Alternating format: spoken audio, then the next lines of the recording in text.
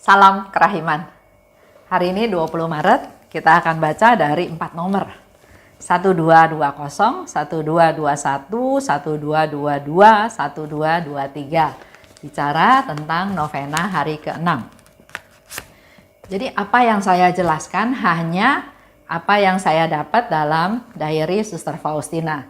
Tapi kalau Bapak Ibu ingin lebih mendalami, sebetulnya bisa lihat di link YouTube saya setahun yang lalu. Saya juga menjelaskan tentang kenapa ya, bicara waktu itu persiapan untuk masuk ke novena. Dan setiap hari juga saya bahas tentang persiapan-persiapan yang harus kita lakukan untuk masuk ke dalam novena. Dan buat Bapak Ibu yang juga masih online, nggak bisa offline, dan bahkan di gereja saya juga tahun ini nggak ada novena dan pesta kerahiman ya. Mari kita lakukan secara online. Buat Bapak Ibu yang tidak bisa ikut online, bisa juga melihat link YouTube saya karena di sana juga saya membuat ibadat novena kerahiman ilahi dari hari pertama sampai hari ke-9. Link YouTube-nya Kerahiman Ilahi Esterina. Kita mulai ya, tanggal 20 Maret. Dalam nama Bapa dan Putra dan Roh Kudus. Amin. Hari ke-6. Hari ini bawalah kepadaku jiwa-jiwa yang lemah lembut dan rendah hati, serta jiwa anak-anak kecil. Dan benamkanlah mereka dalam kerahimanku. Jiwa-jiwa ini paling menyerupai hatiku. Di saat aku menjalani sakratul maut yang pedih, mereka menguatkan aku. Aku melihat mereka sebagai malaikat di bumi yang akan berjaga di dekat semua altarku. Ke atas mereka, aku mencurahkan seluruh limpahan rahmat. Hanya jiwa-jiwa yang rendah hati yang dapat menerima rahmatku.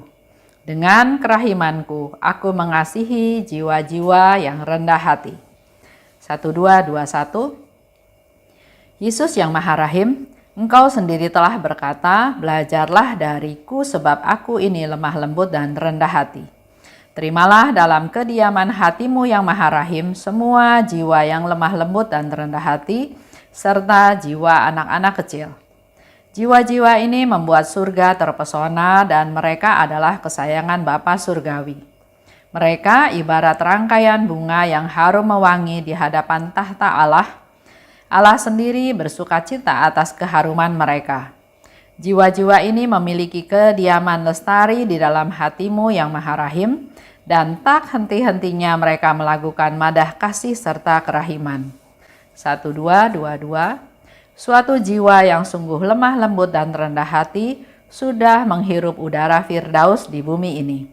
Dan karena keharuman orang yang rendah hati, Sang Pencipta sendiri bersukacita. 1223. Bapa yang kekal, arahkanlah tatapan matamu yang Maha Rahim kepada jiwa-jiwa yang lemah lembut dan rendah hati, serta kepada jiwa anak-anak kecil yang dihimpun di dalam hati Yesus yang Maha Rahim. Jiwa-jiwa ini paling menyerupai putramu. Keharuman mereka membubung dari bumi dan mencapai tahtamu sendiri. Bapa yang Maha Rahim dan Maha Baik, berkat kasih-Mu terhadap jiwa-jiwa ini dan berkat kesukaan yang Engkau nikmati karena mereka, aku mohon kepadamu, berkatilah seluruh dunia, agar semua jiwa bersama-sama melambungkan madah kerahiman-Mu sepanjang segala abad. Amin. Hari ini, hari ke-6. Bawalah kepadaku jiwa-jiwa yang lemah lembut, rendah hati, serta jiwa anak-anak kecil. Yang lemah lembut, yang rendah hati, dan jiwa anak-anak kecil. Dan benamkan mereka dalam kerahimanku. Jiwa-jiwa ini paling menyerupai hatiku. Yang lemah lembut, yang rendah hati, dan yang seperti anak kecil, Yesus katakan paling menyerupai hatiku. Di saat aku menjalani sakratul maut yang pedih, mereka menguatkan aku. Lihat ya, dampaknya.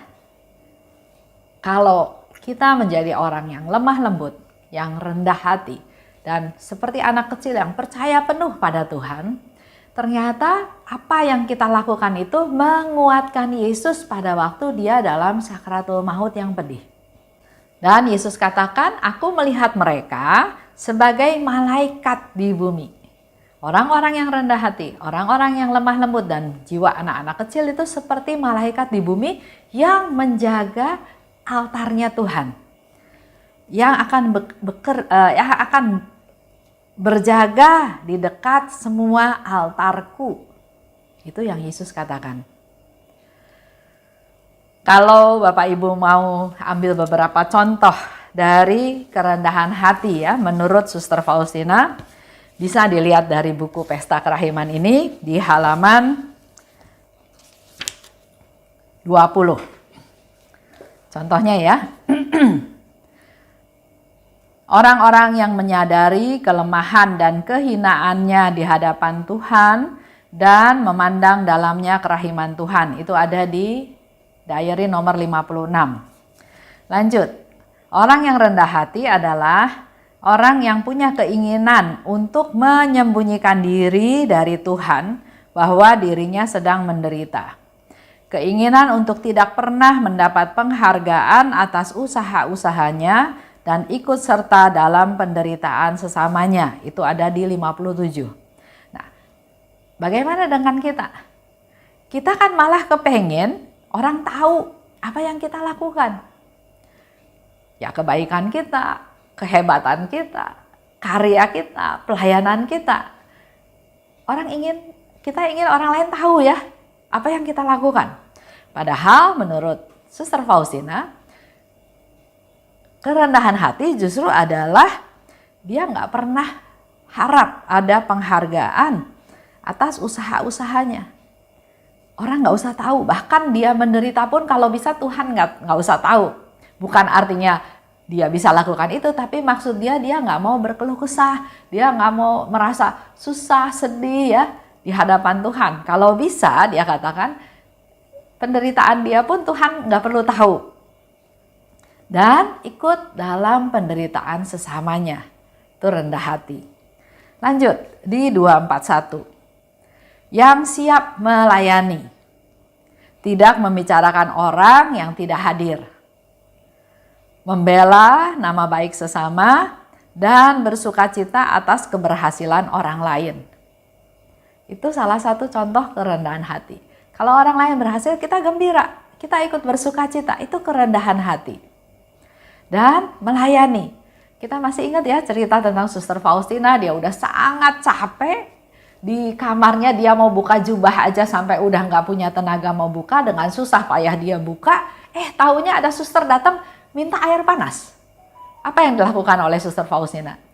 Nggak bisa, saya udah capek, bahkan buka baju pun saya nggak sanggup. Dia nggak mengeluh, dia nggak cari alasan, dia pergi mengambil air panas yang diminta oleh suster itu. Padahal untuk jalan ke dapur itu dia harus melewati lumpur semata kaki. Itu kerendahan hati. Ia menyembunyikan diri dari pandangan manusia atas kebaikan apapun yang ia lakukan. Justru kebaikannya dia nggak mau kasih lihat ke orang lain. Tapi hanya Allah yang tahu. Itu ada di 255. Bersikap apa adanya, itu juga sifat dari orang yang rendah hati. Jangan ada yang ditutup-tutupin, jangan ada yang dibesar-besarkan. Apa adanya, bisa ya bisa, nggak bisa ya nggak bisa. Itu ada di 1503. Orang yang rendah hati adalah orang yang tidak membela diri kalau dicela, tapi justru bersukacita kalau direndahkan. Itu ada di 270. Rendah hati juga membiarkan orang lain menghakimi sesuka hatinya. Jadi kita nggak usah bela diri. Kita sering ya secara tidak sadar ingin rendah hati. Tapi yang kita lakukan ternyata hal-hal yang bertolak belakang dengan apa yang Suster Faustina contohkan. Di sini dikatakan orang yang nggak membela diri.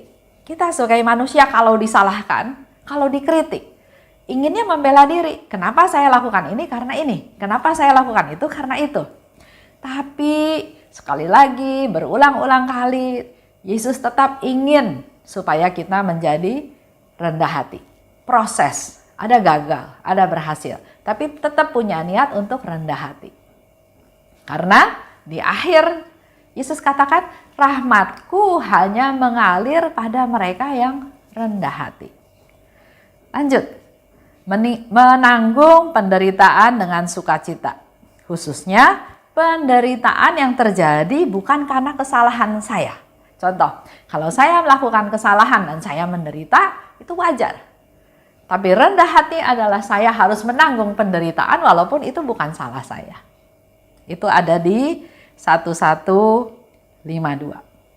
Disebutkan juga tentang jiwa-jiwa yang rendah hati di mata Tuhan. Yesus menemukan kenikmatan dalam hati yang murni dan rendah. Ada di 532. Yesus menemukan kenikmatan dalam diri orang yang rendah hati. Jiwa yang rendah hati sangat menyenangkan Allah. Itu ada di 1083. Dan berhadapan dengan jiwa yang rendah hati, murka Tuhan lenyap seketika. Ada di 1416. Ada banyak ya yang masih bisa dibaca. Saya lanjutkan. Orang yang lemah lembut, sekarang saya mau cerita, itu tadi bicara tentang orang yang rendah hati. Sekarang orang yang lemah lembut. Orang yang lemah lembut adalah pribadi yang rendah hati. Orang yang bukan suaranya yang lemah lembut, tapi orang yang rendah hati. Itu adalah orang yang lemah lembut. Yang nggak pernah power kuasa. Ada orang kan, saya berkuasa melakukan ini, melakukan itu gitu ya. Orang yang lemah lembut, orang yang tidak pernah menunjukkan kuasa. Orang yang lemah lembut adalah orang yang bersahaja, yang miskin dalam tanda kutip, yang apa adanya. Yang nggak gampang marah, yang nggak menuntut dengan kekerasan, yang nggak memaksa, dan juga yang nggak gila kuasa. Itu orang-orang lemah lembut. Jadi bukan kata-kata ya, tapi orang-orang lemah lembut adalah orang-orang yang seperti tadi saya sebutkan. Itu beberapa contoh saja. Ke atas mereka, aku mencurahkan seluruh limpahan rahmat. Pada orang yang rendah hati, pada orang yang lemah lembut, pada orang yang seperti anak kecil, Yesus katakan dia melimpahkan seluruh rahmat. Hanya jiwa-jiwa yang rendah hati yang dapat menerima rahmatku. Dengan kerahimanku, aku mengasihi jiwa-jiwa yang rendah hati. Kalau tadi bicara tentang termasuk jiwa anak-anak, Yesus juga berkata begini, sesungguhnya barang siapa tidak menyambut kerajaan Allah seperti seorang anak kecil, ia tidak dapat masuk ke dalamnya. Itu ada di Matius 10 ayat 15. Jadi jiwa yang rendah hati, jiwa yang lemah lembut, jiwa anak-anak kecil merupakan suatu tuntutan mutlak buat orang yang mau masuk ke dalam kerajaan Allah. 1221, 1222, dan 1223 adalah doa. Doa yang kita panjatkan pada Yesus, doa yang kita panjatkan pada Allah Bapa untuk kelompok jiwa yang kita persembahkan pada Tuhan pada hari ini. Mereka tetap perlu didoakan, tetap perlu kita perhatikan karena Tuhan ingin mereka menjadi orang-orang yang tetap lemah lembut, tetap rendah hati dan percaya seperti anak kecil sepanjang hidup mereka. Nah, yang menjadi tugas kita hari ini di dalam novena kerahiman ilahi hari yang ke-6 adalah mari kita berdoa buat orang-orang yang rendah hati dan juga berdoa pada Tuhan untuk kita juga supaya kita menjadi orang yang rendah hati. Karena Tuhan sudah katakan dengan jelas, rahmatku hanya mengalir pada orang-orang yang rendah hati. Dan hanya orang-orang yang rendah hati yang mampu berbelas kasih. Jadi kalau Bapak Ibu sudah bisa berbelas kasih, Berarti Bapak Ibu adalah orang-orang yang rendah hati. Tapi kalau melakukan perbuatan berbagi, memberi, melayani dengan tujuan yang lain, itu belum rendah hati. Karena dikatakan dengan jelas orang-orang rendah hati adalah orang-orang yang bisa berbelas kasih. Jadi kadar belas kasihnya itu perlu refleksi sendiri. Apakah saya benar-benar berbelas kasih? Berpikir untuk kepentingan pihak ketiga, berpikir untuk kepentingan orang lain, atau saya melakukan ini karena kewajiban, karena diminta, karena disuruh, atau supaya orang lihat bahwa saya melakukan perbuatan baik. Nah, ini hanya bisa dievaluasi diri kita masing-masing dengan Tuhan. Itu aja untuk hari ini.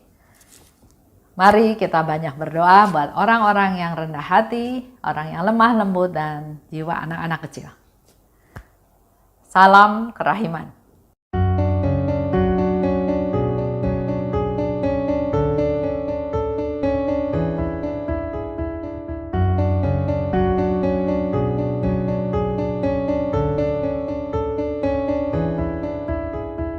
Mengapa engkau membiarkan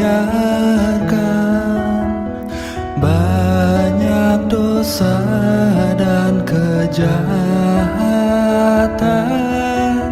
Mengapa engkau tidak menghukumnya?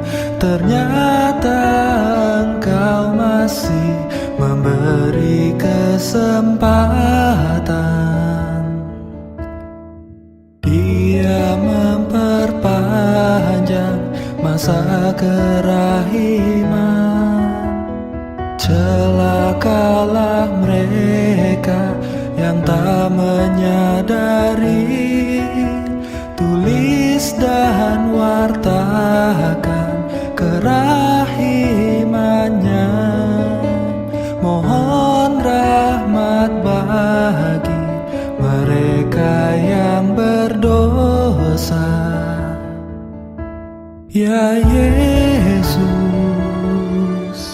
terima kasih atas semua kesempatan yang Engkau beri. Ya Yesus, ampunilah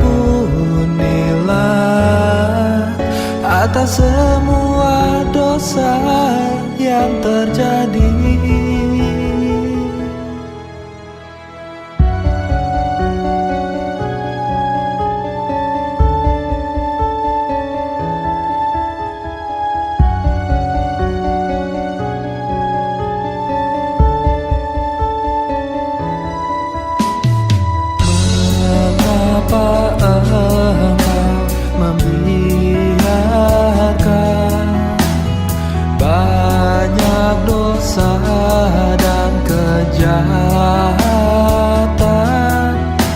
Mengapa engkau tidak menghukumnya? Ternyata engkau masih memberi kesempatan. Dia memperpanjang masa kerahiman. Celakalah mereka yang tak menyadari. Tulis dan wartakan kerahimannya. Mohon rahmat bagi mereka yang berdosa.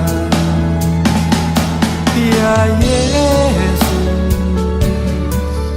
terima kasih atas semua kesempatan yang Engkau beri. Ya Yesus, ampunilah